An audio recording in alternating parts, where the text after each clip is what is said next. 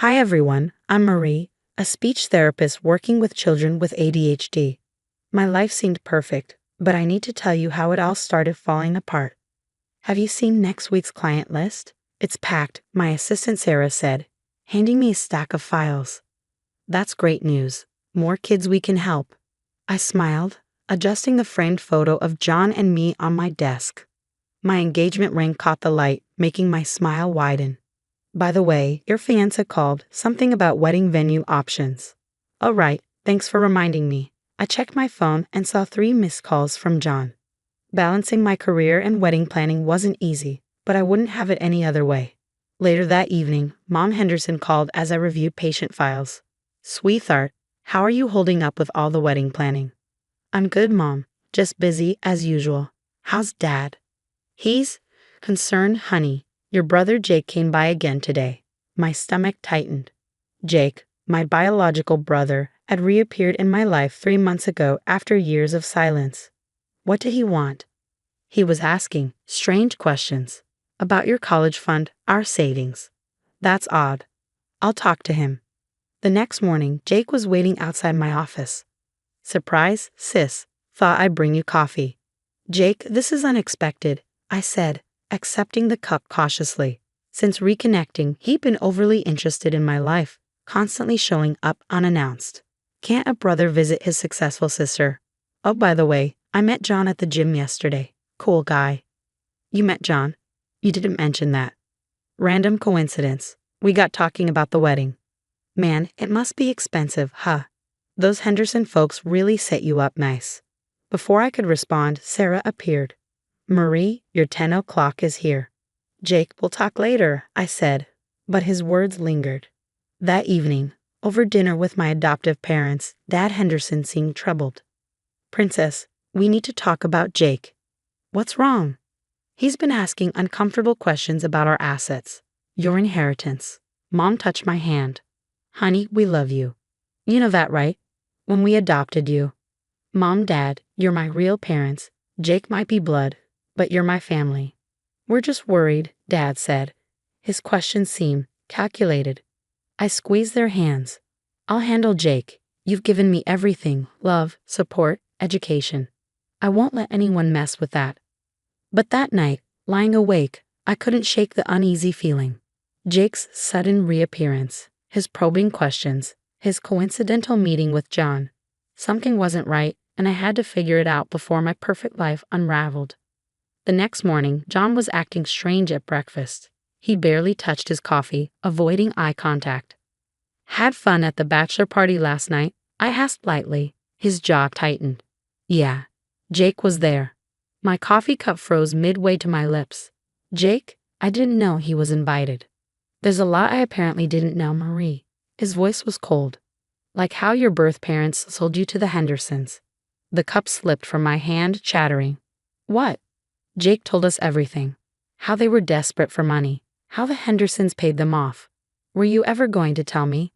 John, that's not true. I was adopted legally because my birth parents couldn't.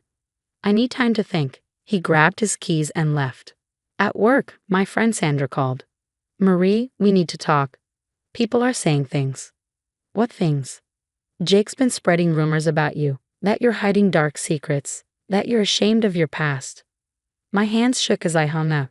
My phone buzzed. A text from Mom Henderson. Honey, Jake came by again. He seemed desperate. Mentioned something about owing money to dangerous people. Fury building. I drove to Jake's apartment. He opened the door, looking nervous. Hey sis, what brings you? Cut the act. Why are you spreading lies about me? He sighed, running a hand through his hair. Look, I need help. I'm in deep with some gambling debts minus 30 grand deep. So you decided to destroy my life. Jake sneered, his voice dripping with venom. The Hendersons are loaded. They bought you, didn't they? What's a little more money to protect their precious adopted daughter's reputation? They didn't buy me, and I won't let you extort them. I shot back, my voice trembling with anger. Then I'll keep telling everyone the truth about our parents selling you. Wonder what the parents of your ADHD kids would think about their therapist's sketchy background. Get out of my life, Jake. Whatever you think you're owed, you're not getting it. Wrong move, sis. Very wrong move. I stormed out, tears blurring my vision. My phone buzzed relentlessly, messages from friends asking about the rumors. John still wasn't answering my calls. Jake's threats hung over me like a storm cloud. At home, I pulled out an old photo album. There I was, 3 years old, smiling with the Hendersons on adoption day. The photos told the truth. There was no secret payment, no selling of children. Just love and legal paperwork. My phone rang. It was John. "We need to talk," he said. "Yes, we do, because everything you think you know is a lie, and I can prove it." "I'll come over tomorrow," he said. "But Marie, I don't know if I can trust you anymore." I hung up, my resolve hardening. Jake wanted to play dirty. Fine. It was time to show him what happened when he messed with the wrong sister. The next day, John sat across from me at my kitchen table, the adoption papers spread out between us. "So everything Jake said was a lie?" he asked, examining the documents. "Look at the dates, the signatures. Everything's legal." Before he could respond, my phone rang. The caller ID stopped me cold. Birth mother. My hands shook as I answered. "Hello." "Is it true?" she demanded. "Do you owe us money for all those years of suffering?" "What? What are you talking about?" "Jake said you're rich now, that you need to compensate us for giving you up." My blood ran cold. "He's lying to you too," I said, my voice breaking. After the call, I drove to my parents' house. Mom Henderson opened the door, her face etched with worry. "Marie, honey, we need to tell you something," she said. "Jake tried to blackmail us," Dad added, holding a folder of papers. "He said if we didn't pay, he'd report your clinic for client mistreatment." My knees buckled. "He what?" "We hired a private investigator," Dad continued. "Jake's done this before." I scanned the documents with trembling hands. 3 fraud cases in 2 states, restraining orders, extortion attempts against other families. "He's trying to destroy everything I've built," I whispered, tears stinging my eyes. "There's more," Dad said. "He's been feeding lies to your birth parents too, telling them they're owed compensation." My phone buzzed. A text from Jake. "Final warning, sis. Pay up, or tomorrow I start calling your client parents about their kids being mistreated." I stood, my determination solidifying. "I won't let him hurt my kids," I said, my voice steady. That evening, I made a series of calls. First to Sandra, my friend at the courthouse. "I need every legal document you can find on Jake Mitchell." Then to Sarah. "Pull all the security footage from when Jake visited the clinic." Finally to my old college roommate, now a detective. "Can you run a background check?" Piece by piece, the evidence came together. Jake's pattern was clear. Find vulnerable families, exploit their emotions, and extract money. But he picked the wrong target this time. I set up cameras in my office, knowing he'd show up again. Sure enough, the next day, he stormed in. "Last chance, Marie. 30 grand, or I start making calls." I recorded everything, Jake. Every threat, every lie. "I've got proof of your frauds, too." His face went pale. "You're bluffing." I played the recording of his blackmail attempt against the Hendersons. "You really think I'd let you hurt my family? My patients?" I said, standing firm. "You picked the wrong sister to mess with. You think you're so perfect, don't you? The successful one. The chosen one." "No, Jake. I'm just someone who chooses to build rather than destroy." I watched as the fight drained out of him. "Now get out."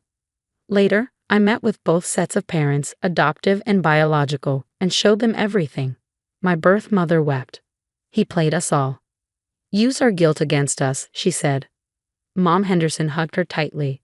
"We all love Marie. That's what matters." That night, John called. I was an idiot for believing him. "Yes, you were," I said. "Can we talk? Really talk?" I hesitated, thinking of trust and betrayal. "We can talk, but things won't be the same." The next morning, a text from Jake's girlfriend arrived. "You should know he owes dangerous people money. Loan sharks. They're not patient." Perfect. Jake's own choices were catching up with him. I forwarded the evidence to my detective friend. That night, I sat in my office, flipping through childhood photos.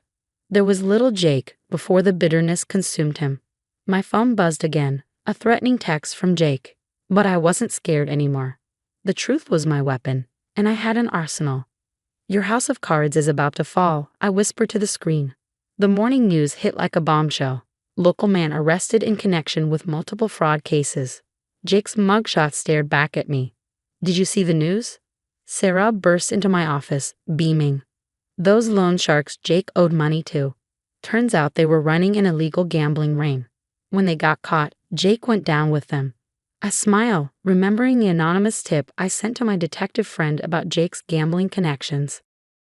Sometimes justice comes from unexpected places. My phone buzzes, a message from one of Jake's previous victims. Thank you for helping us come forward. Your evidence gave us courage. 10 other families have filed charges against him. Each story mirrors mine. Exploitation, emotional manipulation, attempts at extortion. But I was the one who finally stopped him. Marie, I look up to see John standing in my office doorway. Can we talk? We sit in the park where he proposed. He speaks first. I've been an idiot. Yes, you have, I say, my tone calm but firm. I should have trusted you. I should have asked you first instead of believing Jake. I twist my engagement ring thoughtfully. Trust isn't just about love, John. It's about respect. You didn't respect me enough to hear my side. I know, he says, his voice heavy with regret. I'll spend every day making it up to you. If we get married, I emphasize the if, things will be different. I need boundaries, John. Clear ones. Later that week, my birth parents visit my clinic. They look remorseful. We're so sorry, Marie, my birth mother says. We let Jake manipulate our guilt. I understand, I reply, my tone measured. But I need space. I have a family, the Hendersons. You can be part of my life, but on my terms. The wedding is smaller than originally planned. I walk down the aisle with Dad Henderson, Mom beaming from the front row. My birth parents sit quietly in the back, respecting my wishes. Jake watches the ceremony from a jail cell, awaiting trial for multiple fraud charges. His gambling debts caught up with him, and those loan sharks weren't thrilled about him cooperating with the police to save himself. You look beautiful, John whispers during our first dance. Thank you, I say, keeping a slight distance even in his arms. Trust, once broken, takes time to rebuild. My practice continues to thrive. The kids I work with make progress every day. Their trust a precious gift I'll never take for granted. Unlike Jake, I choose to build, not destroy. Mom Henderson asks about Jake sometimes. Have you heard from him? He's where he needs to be, Mom, I reply. Some people don't change. The last time I saw Jake was at his sentencing.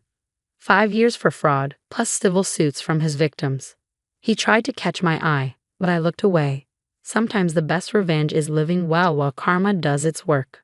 On my new office wall hang 2 framed documents, my marriage certificate and my therapy license. Proof that Marie Henderson, not Mitchell, built something real, something honest. Ready for your 3 o'clock? Sarah asks, poking her head in. Always, I reply, smiling as I adjust the nameplate on my desk. It reads, Mary Henderson, speech therapist. The past is behind me now. Jake's choices led to his downfall, while I rose above his schemes. Family isn't about blood, it's about choices. I chose integrity. I chose the Hendersons. I chose my own path. And John, he's learning that love without trust is like therapy without honesty. It only works if both sides are willing to do the work. We're getting there slowly.